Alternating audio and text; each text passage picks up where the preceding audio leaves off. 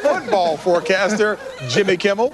Last week, Jimmy and his good friend Dennis went 2-2 with his NFL picks, which is average at best, Howie, especially considering Jimmy hit on almost 70% of his picks last season. So what is Jimmy up to today? Well, it seems as if Jimmy's mad at some football fans, and it's all because of their sign language.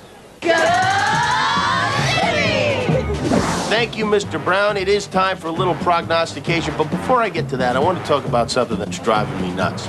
Football fans that work the network initials into their crappy signs at the game. You know what I'm talking about? Like at the Seahawks game last week on CBS.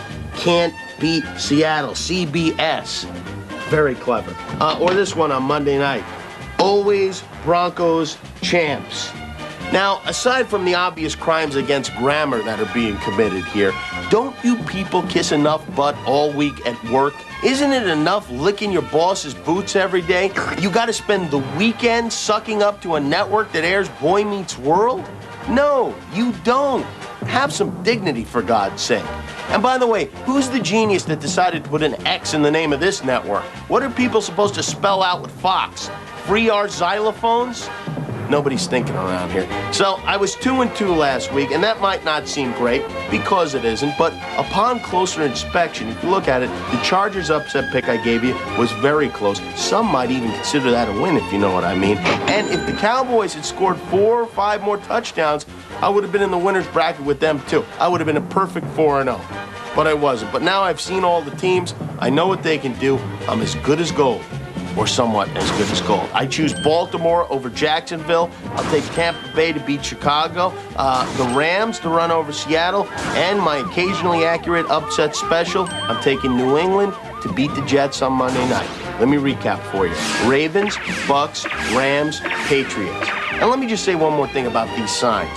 If you are going to the game and you feel like you must be a brown nose, why not brown nose me? For instance, a sign of this type would be nice. Jimmy is number 1. Thanks. Or, gimme Jimmy. That one's good because it rhymes. Catchy. You could say it at home. Here's one I like.